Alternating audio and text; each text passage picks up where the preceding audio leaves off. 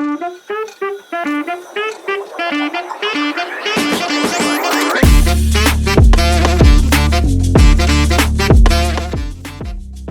Monday morning, OJA. Welcome to this month's episode of Positively Hopeful.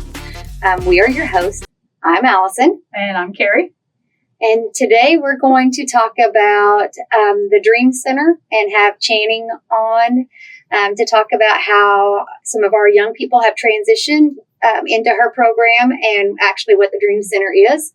And then we're also going to bring on Randy Shepard to talk to us about the Hub, which is something that I am obviously super passionate about because I've talked about this almost every time I can to talk about the Hub. But we're going to bring Randy on and talk about how JSU can make the referrals, what that process looks like.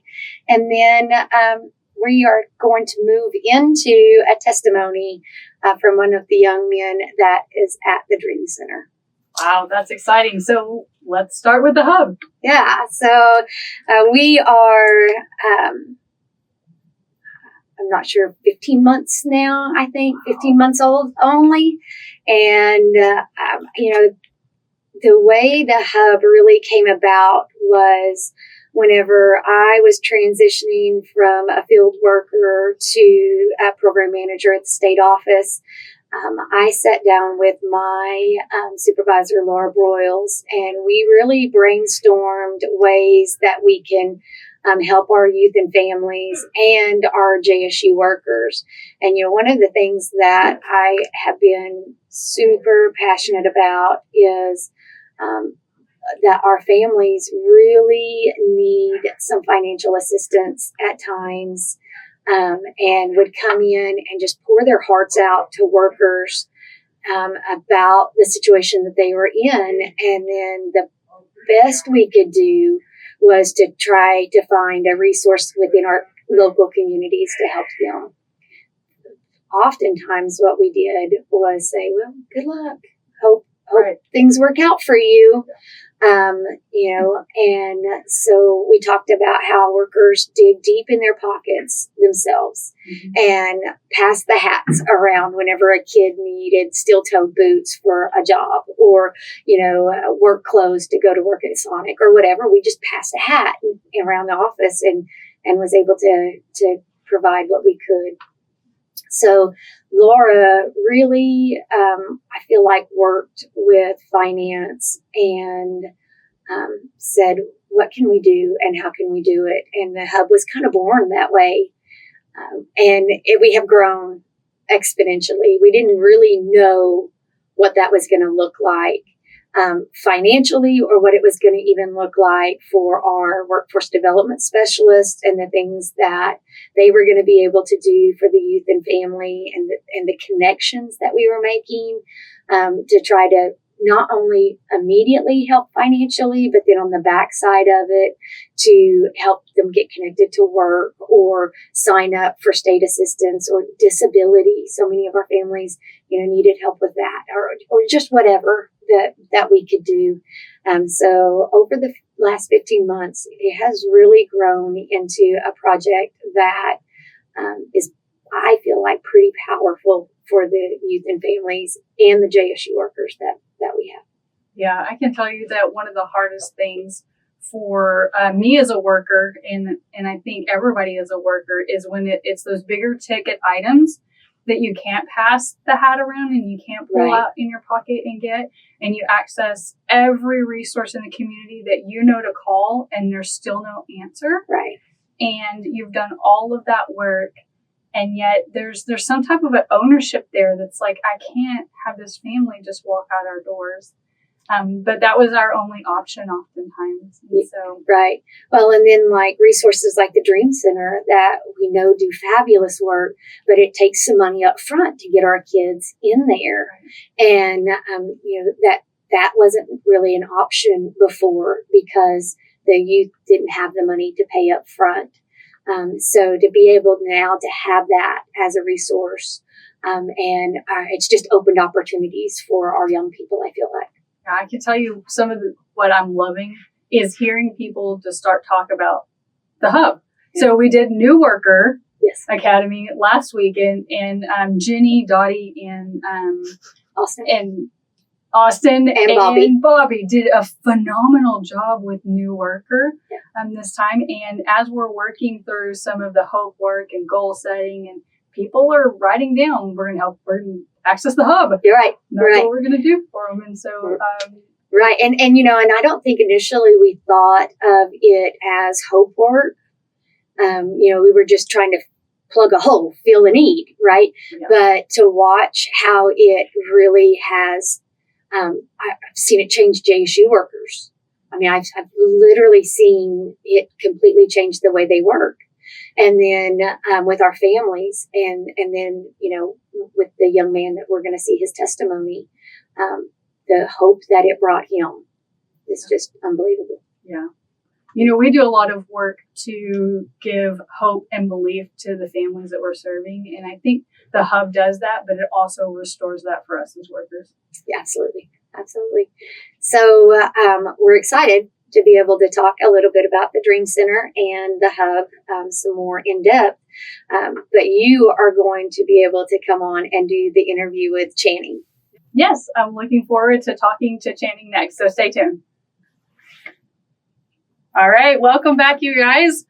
We are here with Channing to talk about the Dream Center in Oklahoma City and all of the wonderful things they're doing for families in that community. So Channing, welcome. Well, thank you, Carrie. Thank you for having me today. I appreciate it. Thank you for being here. So we're talking about the Dream Center. So will you tell everybody your role at the Dream Center and kind of what is the Dream Center? Okay, so the Dream Center is a nonprofit. We're a faith-based nonprofit in South Oklahoma City, and we serve the community there with individuals that are needing clothing, if they're needing emergency food, through our clothing closet, through our emergency food pantry. We do a lot of work with children through our DC Kids program. During the school year, they have a feeding program and mentoring program after school that's Monday through Thursday. It is free to the children in the area that are able to be there. They come in and they just have a safe place where they can relax. They can have a good meal. We've partnered with the food bank, so they have food to take home with them. Because, sometimes they're not getting that once they leave school. Or they're unsupervised. They're at home and they're unsupervised. And then during the summer, we have our Ready, Set, Grow DC program for kids, which is 4 hours. It's 10 to 2, Monday through Thursday. And that's when kids can come in and we teach them a skill. Like some of them are going to learn how to change oil in a car, or how to tie a tie, or how to make muffins. And then it just gives them something constructive to do. It's free to the community. There's no fees. So these kids just aren't sitting at home. We have a group that comes in and is teaching archery 2 days a week to them right now. We have another group that comes in and teaches MMA. They're doing Brazilian Jiu-Jitsu 2 days a week. And these are free. These opportunities are free for them. And then, our philosophy was, since we can't take the kids into the world, that we can bring the world to them. So we have several groups scheduled to come in. We had one of the tribes came in. They came in full regalia. They brought their drums. They taught kids some of the dances for the powwow, and they explained what they meant. So they taught the kids how to make fry bread. So it was a really great experience for them to grow and to learn outside of their own environment and culture. Wow, that's a great experience. So you talked about some of the things that you bring in for the kids. And you talked about tying a tie. And we think that those things are simple, but I had to tie a tie for my daughter's performance. And it's like, I don't know how to do this. And I'm Googling it and we can't figure it out. And so those skills that seem easy are not. And it's great when other people come in and teach you how to do those. So with the powwow, how do you think the kids responded? Oh, the kids absolutely loved it. I think they had their Little Miss Oklahoma was there in full regalia. So they got to see, the dress and the costumes and the history, and they loved it. Like, they got to eat it up. They know what it is, but very seldom do they get an opportunity to understand what's going on. And so they had that opportunity, and the kids had such a great time. I know we have a group of Jewish dancers coming in that's going to be, teaching them some of the Jewish dances, what they mean. So it's a really great opportunity for the kids to just learn about the world around them, about the people around them. And then outside of just the children's programs, and what we can do to help the community through our feeding program, our clothing program, our Christmas in the City program, where we serve gifts to every children or every child that comes in from 2 to 15. We also have another branch, which I'm associated with. I'm the director of the Dream Center Living Program. All right, tell me about that one. So what we do is we help men or young men at this point who are transitioning out of the DOC, out of juvenile authorities. They can come in, they can reside in our residential hall for 9 months, and we help them with the tools they need to re-enter into society as, a functioning member of society. Our hope and our approach is to break the cycle of criminal activity, or break the cycle of the abuse or the poverty or whatever the decisions were that put them where they were, to help them overcome that so they can find the jobs they need, or they can have the education they need to take care of themselves, to break the cycle, is really what our goal is. All right, so that program has been around a little while, but about last August, you were approached to kind of give it some structure and a new vision. So tell me a little bit about that process for you. Yes, so the Dream Center Living Program has been around for a while now, but with COVID, we had to close our doors. We lost the roof on our building right before our reopen. It had to be completely redone. So they did a soft opening in 2023, and there were a few gentlemen that had come in, but they really hadn't begun to develop it. And I was approached by the executive director of the Dream Center, Chase Parsons, approached me and asked if I would be willing to come in and grow their Dream Center Living Program, which has been such a big part of what Dream Center has desired to do for a long time. So I did join the team as the director of DCL in August of 2023. All right. And part of that for you was kind of this mission and vision. So what did you envision, and what is the mission of this? So our goal as DCL is to help overcome their thought process that, I'm just an addict, or I'm just a criminal, or I can never get better, or I can never dream. That's not true. That's a lie that has been told to them, and they have believed it as a truth.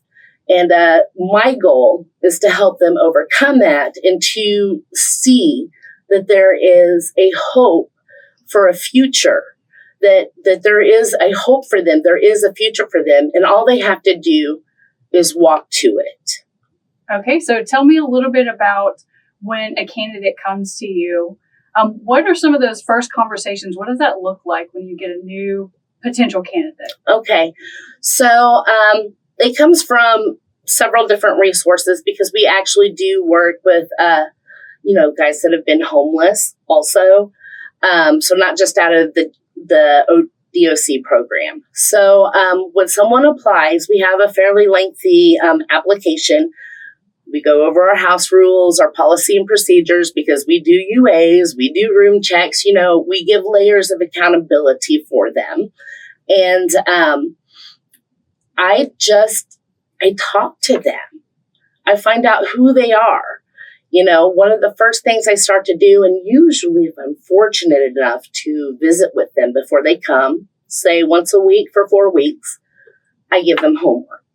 So one of the things that I need to know is, how can I best serve this particular person? because one way is not going to help everyone.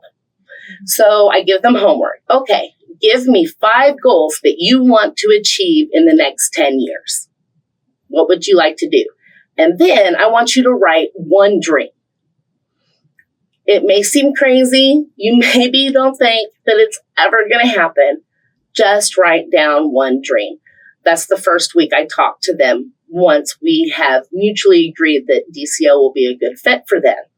At that point, I can look at what they've written down. Well, do they need an education? Do they need job training? Have they had skills? Because most of it's, I want to be a better dad. I want to have a car. I want to have a house. So we start looking at what is going to best help them achieve those goals. A lot of them have not completed their education. So we have programs around the city that help individuals get ready for their GED. There's places like Metro Tech that work with us. We can send them in to get a vocational training if that's what they need. We have actually been working with the OKC OSU Center for Social Integration, which our gentlemen can apply for, and then they interview. If they are accepted, OSU will pay for their entire education. Wow, that's huge. A 4-year degree. And Ariel Moore, who runs that, has just been awesome. She's been great. And they actually have a center on site there at the OSU OKC. They provide their electronics that they're going to need, like their computers, all of their school expenses, their books are all covered, and providing they're there Monday through Friday from 8 a.m. to 3 p.m. They even give them a stipend of $225 a week just to go to school. Wow. So she's made that accessible to several of our gentlemen. We have a good relationship with Goodwill. Goodwill offers trainings in certain areas, or computer trainings, customer service skills. Those are free resources that our guys can use. They do forklift certifications. They're free for our guys to use. We've worked with WorkReady. They help our guys learn how to interview. You have to be able to deal with questions like, oh, do you have something on your record? And they don't know how to answer those. Right. And so they're able to go and learn those skills. And some of our guys, they have children and they don't necessarily have the parenting skills that they need. They've been an absent father. So we've worked with groups like True Dads that work with gentlemen that have young children. They help teach them some parenting skills and coping skills as a parent. Mm-hmm. And then we've also worked with OU's Forge Your Trail, which also works with men that owe back child support, and the legal stand to how to get them to get everything settled to start making it current and they can do right by their children. So whatever their goals are, whatever their dreams are, we're going to do everything that we can to make sure that they have the knowledge and the availability of resources and the support system to do those things. Wow. So people come in and they give you those 5 goals. Have you found that it's difficult for them to come up with 5 goals?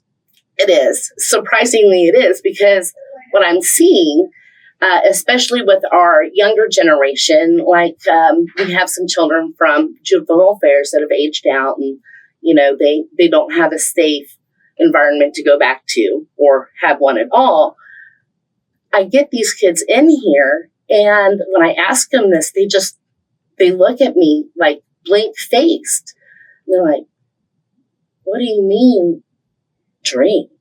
I mean, some of these kids have never, left the boundaries of the city. Like, this is literally as big as their world is. So they've never fostered a dream or a goal, because the world has constantly told them that they're bad or they're broken. And they've just accepted that that's what they will always be. Mm-hmm. And so it is a process of relationship and conversation before they start to see that maybe they aren't the sum of what they've been told or society has called them, that they really have a purpose in life and that it's achievable if they want to put in the work, because changing that is not easy. It's for people that are brave. Change is not easy for any of us. Change is hard. We take hope classes into our secure care, and we asked them this last time. We told them that they have value and that they have worth and that they can achieve great things and that they're going to achieve great things in their life. And then we asked them if there are people in their life who have told them that message, or if the people in their life, told them they weren't going to be anything. There wasn't a kid in the room that didn't have his hand up saying the overwhelming voice in their life is they're not going to make it or not going to do good things. And so in those moments, I had the opportunity to tell them they're wrong and I'm right. Yes, You can do absolutely. great things. Absolutely. And that's something that we see too, that they just look at you like, oh, I could go to school. I can do something, and break that cycle, disrupt that cycle of trauma and like poverty that most of them have lived through in their lives, that there is something beyond that. Yeah, when we have trauma in our life, then it is a lot of the things that we do and the decisions we make are based on survival, right? And so even giving them a space where they can be, right? And then the opportunity to dream, but then coming in there with this is what you do next. Right.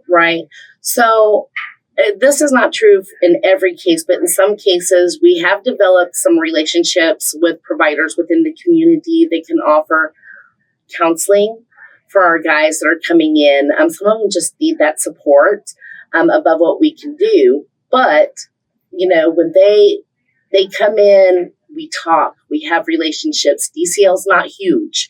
We try to nurture a culture of family within the house.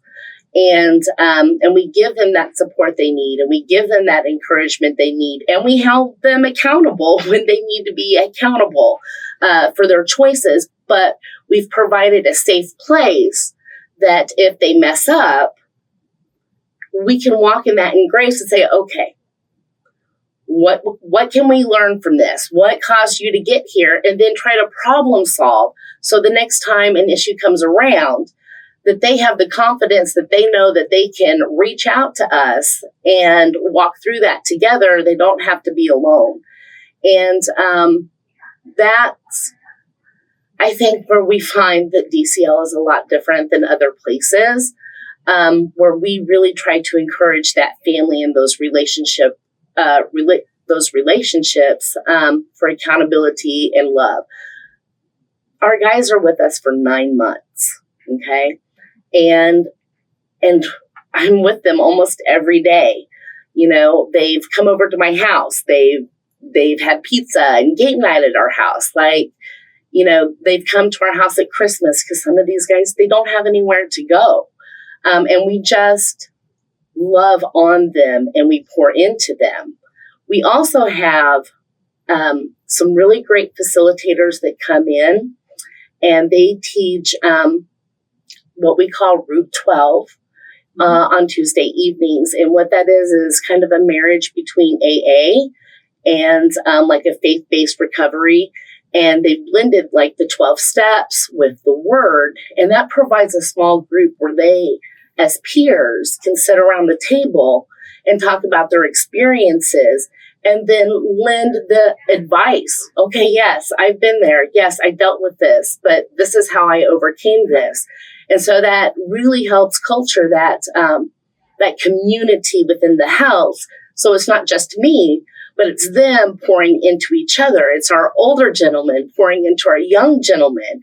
They're like, hey, you have an opportunity. You can go to school. Do it now. And they can be their own cheerleaders. And it's amazing what can happen when you've fostered that relationship within the house and you have them mentoring each other in a right kind of way. Wow, that sounds great. So oftentimes we can get people who have walked through the same road, we're more apt to listen to them. And so it sounds like in that structure, in that environment, they can share openly because they know that other people in the room have experienced the same things, and that they have the tools and resources and the experience to walk out of that and into what they would prefer for their life to look like. Absolutely, absolutely. When someone across the table can relate to right where you're at, it makes it a whole lot easier to open up and talk to that person. And it's really beautiful to see that happen. And that's one thing that I really love about DCL is that our guys have the capability and the opportunity to do that. Right now, we are a 9-month program. But we have seen that the need is much more than what you can do in 9 months. At this point, at 9 months, you are barely getting into school. You're barely getting some training. You're maybe just getting some money coming in. So what we've actually been discussing is to grow our program into a phase 1 and phase 2 program. Okay. And so if they complete the first 9 months, then we can put them into the phase 2 if they so wish.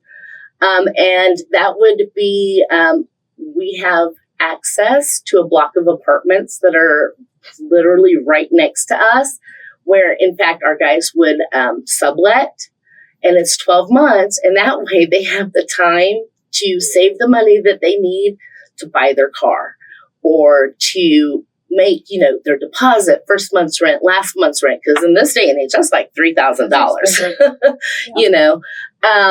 And so in our 9 months, we've got them set in the way they need to go. They know that they can do it. And then in that next phase 2, they still have the accountability. We're still near and close. But that gives them the extra time that they need to be able to do it right. And instead of just, okay, your 9 months is done. There you go. Good luck. We're not doing anyone a service if that's what we do. So, and I like to recruit out of our graduates for help. Like we have an RA that comes in. He's a graduate. So he's been there. He's done it. I have a guy over our vocations. He's been with us. He's graduated. He's been there. He's done it. So that's kind of how we continue to be able to pay it forward into the new class that comes in. That's amazing. So in wrapping up here, you talked a lot about the DCL, which is the Dream Center Living. Am I saying that correctly? Yes, ma'am. All right. And it's a 9-month program currently, but there's visions for greater. Yes, to continue ma'am. To serve the population. And then if that's for 18 and over, right? But you have a lot of other services. So if we have a worker listening right now, and let's say they have young people in the home that can use food in the Oklahoma City area, or clothing, or emergency food, what would you tell that JSU worker, that's what we call them, JSU workers, what would you tell them to do to access resources? I would definitely equip them with the information that they need. Our clothing closet is open from 10 a.m. to 1 p.m. on Tuesdays and Thursdays. You don't need an ID to come in. You don't need social security cards or birth certificates. Like if you have a need, you can come in and get what you need for yourself and your family. If you don't have any food at home, we have our emergency food pantry, which is open on Tuesdays and Thursdays at the same time. You can come in and you can shop the shelves and get what you need. And then also once a month, we have our drive-through food bank. So, and that they do have to apply for online. But it's just your name and how many people. So we know, we can get you the food that you need. But each family that comes in, we're able to give them like a 50-pound box of meats and fresh foods like fruits or veggies, some shelf-stable goods that's enough to kind of help feed you and stretch things through, like that next paycheck before you can get what you need. So we do have those opportunities. And then we have our after-school programs for the kids during the school year and during the summer also. And then just moral support. We have people that come in all the time, they're like, hey, I really need some help. Like, do you know how I can get a photo ID? Or who would I talk to because I have, an abusive ex and, I really probably need an attorney. Like, we see everything within the Southside community. So while we have certain programs that we offer, we try to do our best to help anyone that walks through our doors and ask for help. If we can't do it, then we're going to know someone or have a resource that can, and then we can help make that connection happen. Okay, so we can direct our workers to the website where they can find contact information. We'll put it up on the screen. Yes, ma'am. For everybody to see, and they can access resources that way. Yes, ma'am. Absolutely. And then I do believe, so the website, that'll have our phone numbers on it. Okay. It'll have our email addresses on it. Yeah. So we're all very attentive. Yeah. So we watch that and we will call back if you have questions. Absolutely. Perfect. Absolutely. Shannon, thank you so much for coming in here and talking with us today. And above that, thank you so much for the work that you're doing in the community and what you're doing for Oklahomans in the OKC area. Well, thank you for having us. I'm so glad that we get to serve our community here. And, that's what we're here for. We're here to help other people. So as long as we can do that, that's a blessing. That's what we're here for, too. Yes, all right, ma'am. you guys, stay tuned. We'll be back with some more information. So we are joined here at the podcast table with Randy Shepard with the Hub. Randy, welcome. Thank you. It's great to be here. So we have been talking with Channing about the Dream Center, and we really want to tie in the Hub and how we can help youth get into the Dream Center.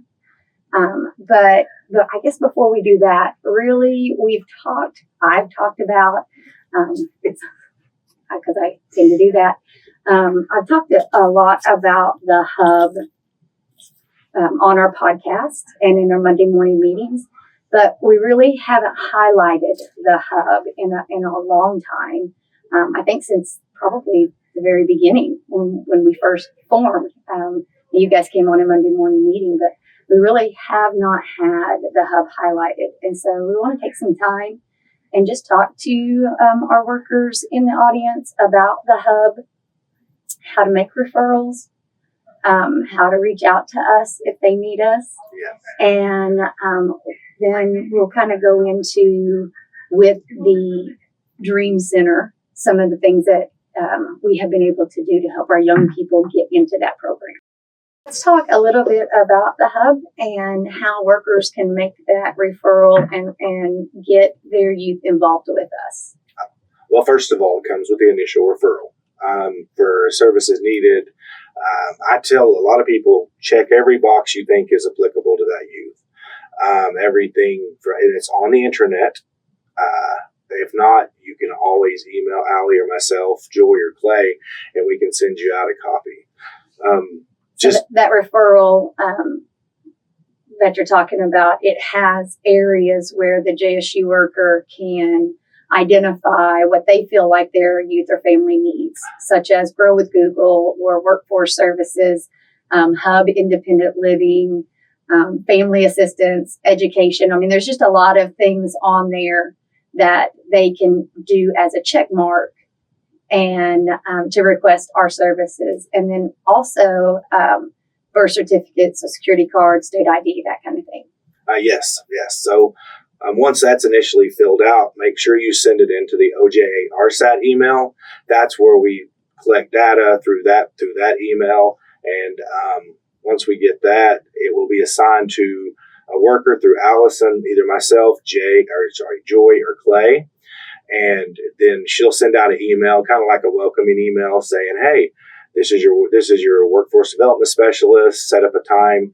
We try to do those within at least 48 hours. Sometimes, weekends, depending. If it's an emergency, you can always reach out to us. All of our information is on Teams in the directory. Feel free to call us if needed. So once that is, we'll touch base with them, sit down with them in the family, and try to do a quick little needs assessment to see if there are any emergency needs. once we get through the emergency needs, we can follow up with anything else on the hub referral that is needed as well, including hub independent living. So whenever you talk about emergent needs, a lot of times that looks like financial needs for the family. Yes. Food, clothing, one of their utilities has been cut off, something or in jeopardy of being cut off. So financially is what we see most often as that emergent need. Would you agree with that? Oh, yes, exactly. Right now, if you step outside, you definitely understand it's over 100. So we've already started upticks on those where families are getting their electricity with these monstrous bills, and they're looking at either being cut off or they are cut off. So I encourage you to talk to your families, know what's going on, see if they can't find help through the community, because there are times where we look at resources outside of the hub. I mean, we will reach out and help you find, Catholic charities, churches, things like that if needed. Right. But that's a big one. Yeah, and then to get that financial assistance, there is a separate form that the JSU worker will fill out. So there's the initial referral just to get us involved, and I will make that connection, assigning it to one of you all. And then if there's that financial need, then there's that second assistance form that the JSU workers will fill out. And in that form, we are really looking at the amount that is needed. We are looking at what bills are actually needed to be paid, or if it's rent or whatever.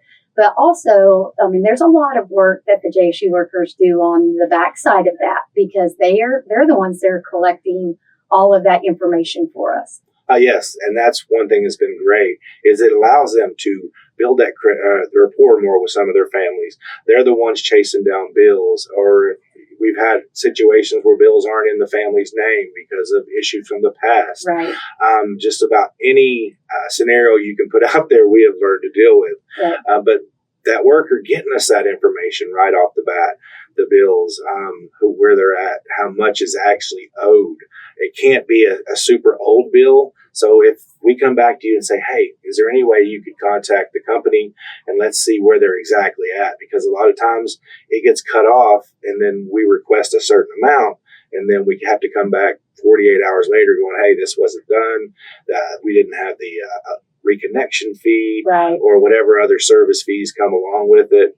And depending on what part of the state you're in, it's pretty difficult, because a lot of communities run their own OG&E, I call it. Right, so, right. Like Wynnewood's one of my favorite little towns. So they run their own electricity, so you have to go through them. Right. And it is important for us to have those bills, because for auditing purposes for us, that's one of the big things for us to get through finance to be able to get this approved. We have to show not only how much is owed, but how much of it was back owed. Yes. And then, like you said, all of those little fees, the reconnection fee or a new deposit or whatever. And one thing that I learned through this process that I didn't even know was a thing was a lot of electric companies now do a pay as you go for electricity. So you don't necessarily have a bill of past due amount, but our families are saying they don't have any money to put down to get electricity. Yeah, we just last week I had a story with a family. The worker sent me and said they have 85 cents left on their account. So if we can't get something done today, they'll have no electricity. And it was, I want to say maybe Wednesday of last week, and it was really hot.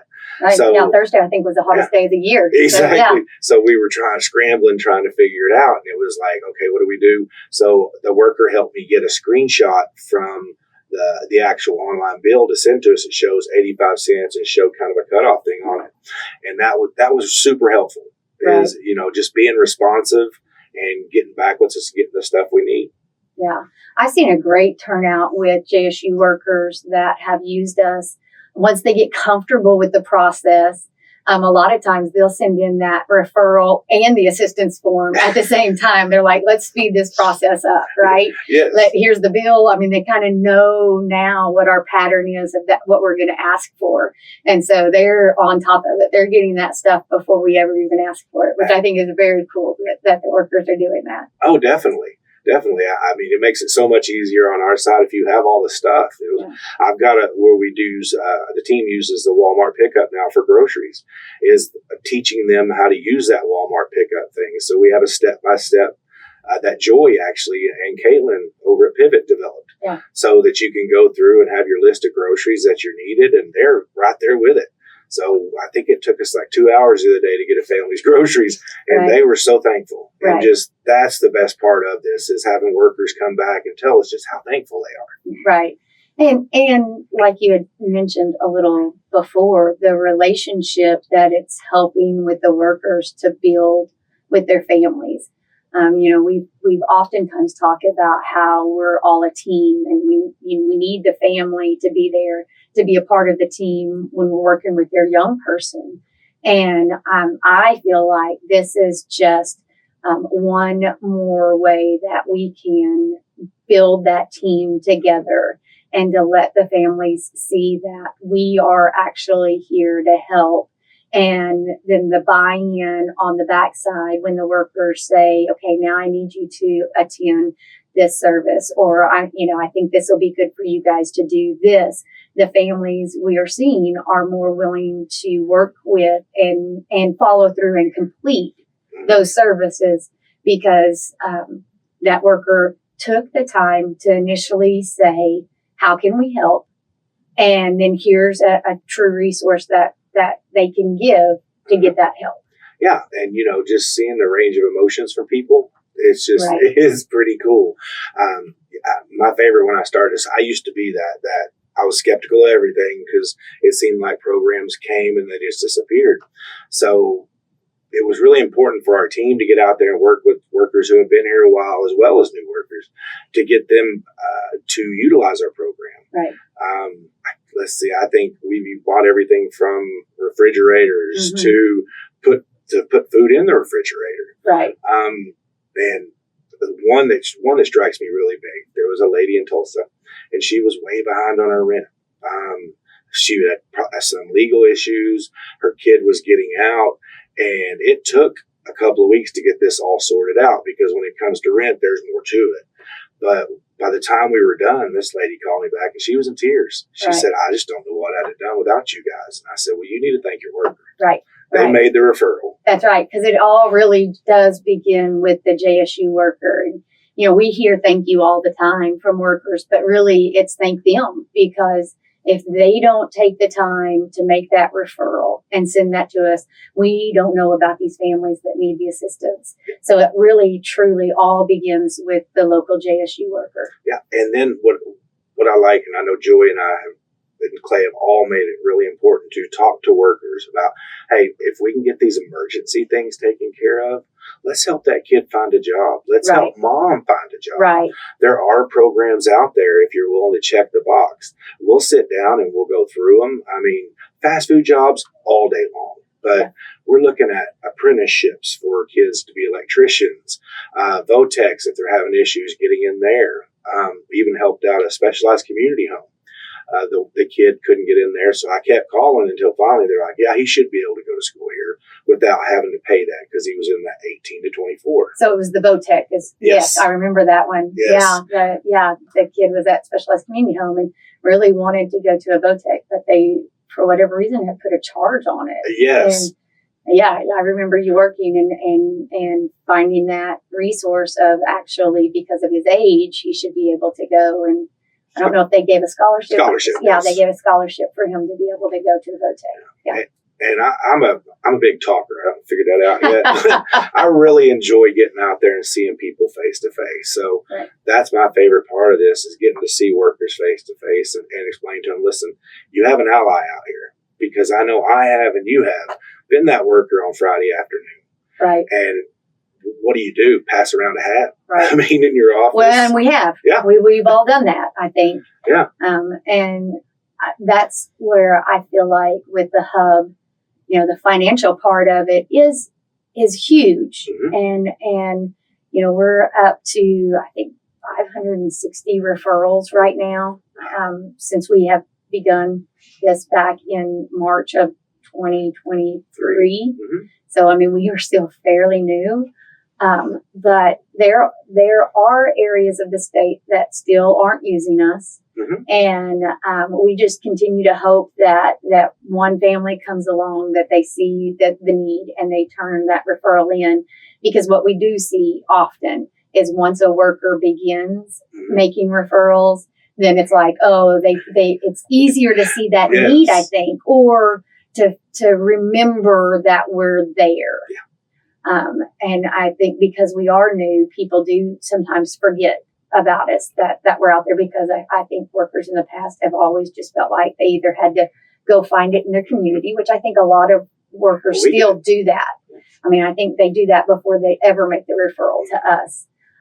But I think it's easy to forget about us if you don't use us. Yep. And so we just continue to hope that there's that family out there that will get them to make the referral, and then they see that it truly is what we say it is.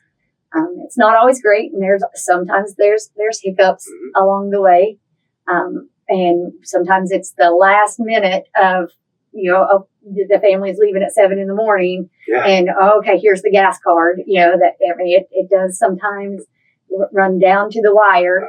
Mhm. But I think overall we are where we had anticipated us being, but we're not exactly where we see our future going. I mean, we're still a fluid program that is changing often. Well, it always goes back to that first day when you had all three of us in there, and you said, "Randy, Joey, Clay, just go out there and do good." Right. And be able to do that and actually feel it's pretty cool. Yeah. So, let's transition here at the end of our conversation on the Dream Center Mhm. and the things that Carrie and Channing talked about earlier in the podcast.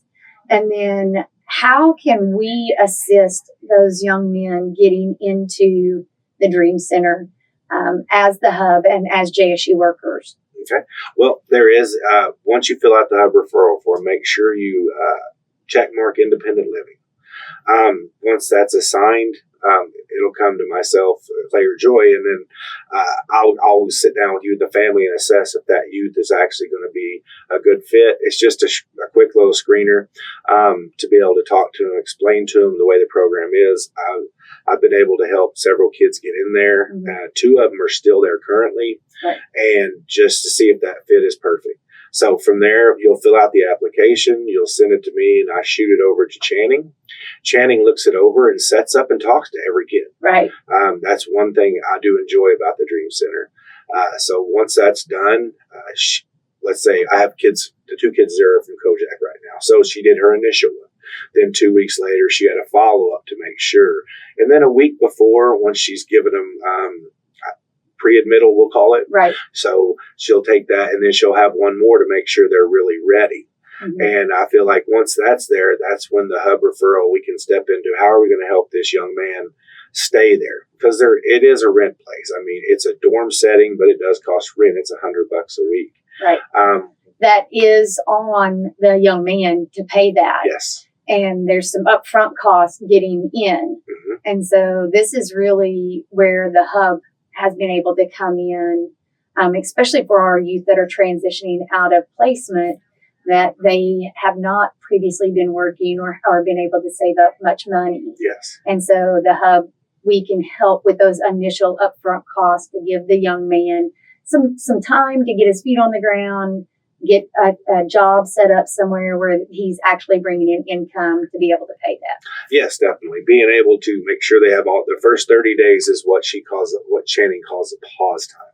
That's to make sure you have your birth certificate, your social security Right. number, all your clear, vital documents to get you started. She does assessments for I help her do assessments for education to make sure if they haven't graduated, how are we going to get that goal? Because that's super important. A lot of times, one kid I'm working with now, he's missing one test on his GED. Right. So I was able to link him with Melissa White, and now we have 9-1. He gets to go take his last test. That's awesome. So it's simply the hub referral. Sit down and how are we going to do it? But they have been a wonderful partnership. I feel like maybe the Dream Center and places like the Dream Center weren't really an option for our youth in the past because they had to have that upfront money. Mm-hmm. And the youth didn't have it. And families oftentimes don't have it. And if they did, they're not going to independent living typically. Yes. They're going back to the family.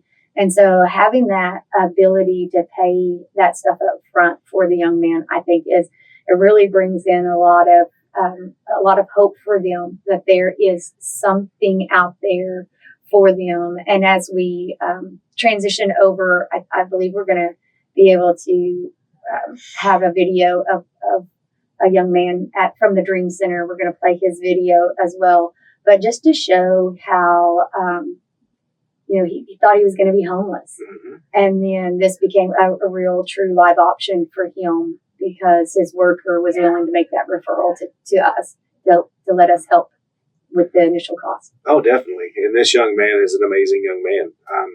He had some issues at Kojak that came out, and like I tell everybody, he takes all the credit. All we did is open a few doors. That's right. He's a 4.0 student at Rose State now, has 2 types of internships, is graduating the Dream Center on July 14th. That's awesome. That's awesome. He's actually going to be a mentor for our kids coming into the Dream Center. Yeah. So this young man is proof that you put your mind to it, you can change anything. Yeah. Well, Randy, I thank you so much for coming on and visiting with us and giving me an opportunity to talk more about the hub. I love it. But we just continue to ask workers, make those referrals. Mm-hmm. I mean, if you're not sure, make the referral anyway. If you feel like you need to ask first if we can help, feel free to email any or all of us, but just make the referral. That's the biggest part. That's the first step. That's the way we get involved. Yep. And we can't help unless they put that that referral to us. So at least give us a chance to. Yep. All right. Thanks so much, Randy. Thank you. So welcome back. We have been talking throughout this process that we have a young man that has been willing to share his testimony. And we are going to see that in a video because he did that for the Dream Center. And we thought, why not use that instead of having him come in and retell his testimony? So we're going to share that video now. All right. My name is James, and I'm 19. In my life before the Dream Center, it was just me and my mom. And she was a drug addict. Yeah, it was kind of rough. And at a certain point, like when I was like 15, 16, I started getting guns and trying to live that lifestyle. Thought it was cool to get mad and shoot people and, live that type of lifestyle. And I got in trouble a couple times. Before the Dream Center, I didn't really have that much of a relationship with God. It was kind of just, I was just young, I didn't really care. And then I got locked up and I met the ministry Banging for Jesus. And, I was locked up, so I had a lot of time to think. And I met them and they really made me start thinking about God. I still had a lot of time to think, a lot of time to serve. But eventually I came to find out Dream Center and I applied and wanted to go there. So really, I first heard about the Dream Center when I was in juvenile. My therapist came up to me and said that there was an application for this reintegration program for Dream Center, and it was faith-based. And so I was interested because I didn't really have anywhere to go once I aged out to juvenile. I thought I was going to be homeless. I thought I was going to be just released out into the street. And I was excited about the opportunity to be in a reintegration program that was faith-based and that would help me get my life back on track. My grandpa was a Christian and he was a pastor, but we didn't have the best relationship. I never really cared about church back then when I was younger. So my life was changed by the Dream Center and the people here. First they helped me get my GED because I didn't get my diploma. And then they helped me with getting a car, and then they helped me with enrolling in college and stuff like that. So my experience and relationship with God is much better than it was before. Before I didn't really care until, I met begging for Jesus. And then now I'm at Dream Center. I do have a much better connection with God. There's some things I still need to work on and still improve on with my connection with God, but it's gotten a lot better. I need to stay off my phone in church and stuff, but besides that, I think it's going good. So previously, I never thought I'd have such a good relationship with God, because currently I go to church about 2 or 3 times a week, and I never thought I'd really be doing this, and I'm just glad I'm doing it. I'm glad that, I have this relationship with God now. So I would tell people about the Dream Center that it's a really good program. It's a really good faith-based program that can really reintegrate you back into the community. I say the best part about the Dream Center in my life specifically is the people I met here, the staff. More specifically, I met Miss Channing, and she's really like a mom to me, and I'm just glad for all the help that they provided me, and yeah. All right, that'll do it for us today. Thank you to all of our guests who came on and shared the amazing work that they're doing. And thank you for James, who allowed us to use his testimony. And thank you guys for the work that you do each day with youth and families in Oklahoma.